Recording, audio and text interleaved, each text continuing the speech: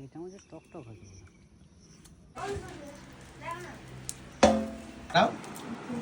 হ্যাঁ গোলাও বলো ওপর নিচু কর। তুমি খাবে দেখো আমি এবারে তোমার মা নিয়ে আসলে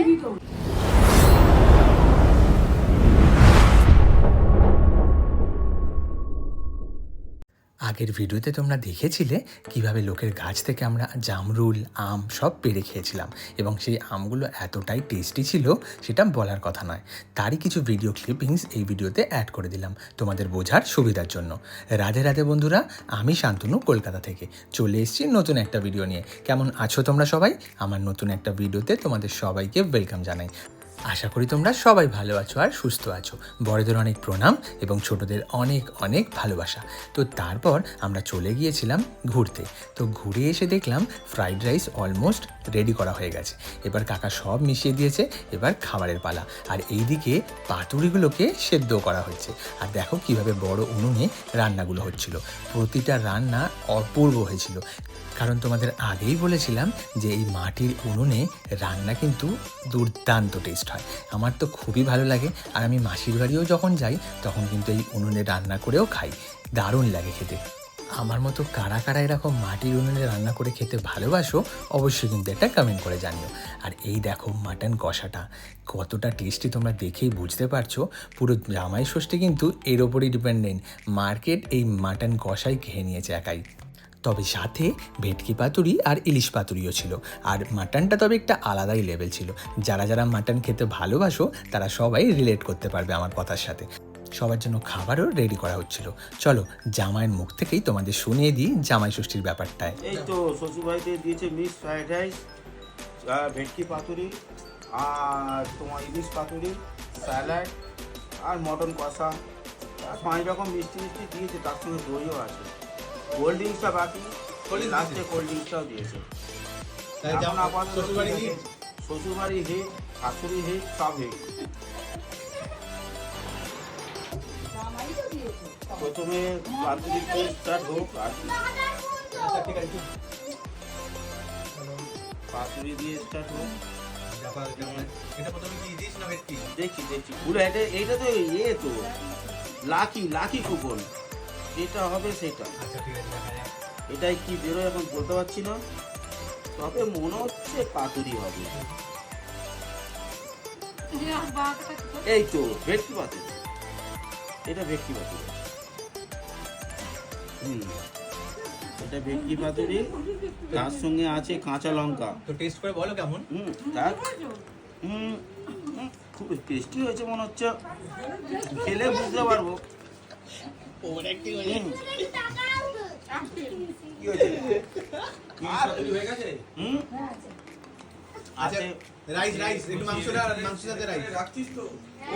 মিক্স ফ্রাইড রাইস, খুব সুন্দর চাল। শাশুড়ি মা খুব সুন্দর চাল এনেছে।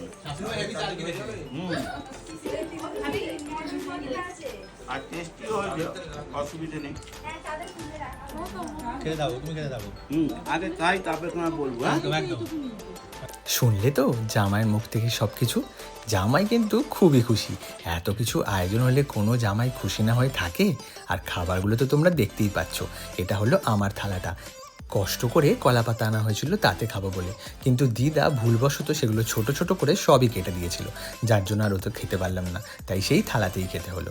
আর এই দেখো এটা হলো ইলিশ পাতুরি। আর দেখো ফার্স্ট টাইম আমার ইলিশ পাতুরি আমি টেস্ট করলাম। আমি আমার লাইফে এখনও অবধি কোনো দিন ইলিশ মাছ খাইনি, কারণ আমার একটা অদ্ভুত একটা স্মেল লাগে। এই ইলিশ মাছটা মামা দীঘা থেকে এনেছিল। মাছটা খুবই টেস্টি ছিল। তো কাকা আগে যতবার ইলিশ পাতুরি বানিয়েছিল আমি খাইনি, তবে এই দিন জোর করে বলেছিল একবার খেয়ে দেখ, তাই টেস্টটা করেই ফেললাম।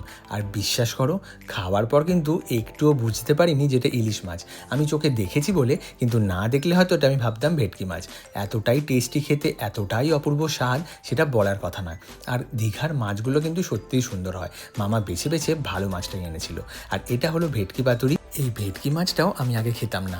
কাকা যবে থেকে পাতুরি খাওয়ানো শুরু করলো তবে থেকে ভেটকি পাতুরিটাও খেতে শুরু করলাম। তবে মাছ কিন্তু খাই না, তার জন্য ঘরে অনেক কথাও শুনতে হয়, কিন্তু পাতুরিটা দিলে সেটা আর না করতে পারি না। আর একটা অদ্ভুত টেস্ট লাগে, যেটা সত্যিই বলার মতো নয়। আর এটা হলো মাটন, তোমরা তো জানোই। তারপর খেয়ে দিয়ে আমরা মামার গাড়িটা নিয়ে বেরিয়ে পড়লাম।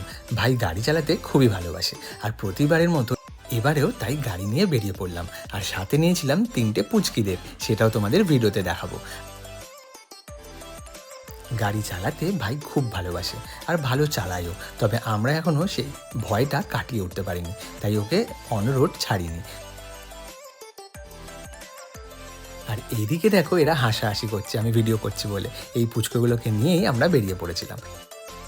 শহরের রাস্তায় ভাইকে গাড়ি এখনও চালাতে দিই না, তাই মামার বাড়ি এলেই ও মামার গাড়িটা নিয়ে গ্রামের অলিতে গলিতে ঘুরে বেড়ায়, আর যতবারই আসি ততবারই আমাকে বসিয়ে ঘুরতে নিয়ে যায়। আর গাড়ি চালাতে কতটা খুশি সেটা তো তোমরা ভিডিওর প্রথমেই দেখে নিলে। তারপর আমরা ঘরে এসে রাত হয়ে গিয়েছিল, তাই ঝটপট আবার ঘরের উদ্দেশ্যে রওনা দিলাম। তখন আমরা প্রায় 7টা বেজে গিয়েছিল, রাতের ডিনার করার টাইম ছিল না, তাই পার্সেল করে নিয়ে চলে এসেছিলাম। ঘরে এসে ডিনার করেছিলাম। আর এটা তো কোনা এক্সপ্রেস দিয়ে আমরা যাচ্ছি, তোমরা বুঝতেই পারছো। এটা হলো সাঁতরাগাছি স্টেশন।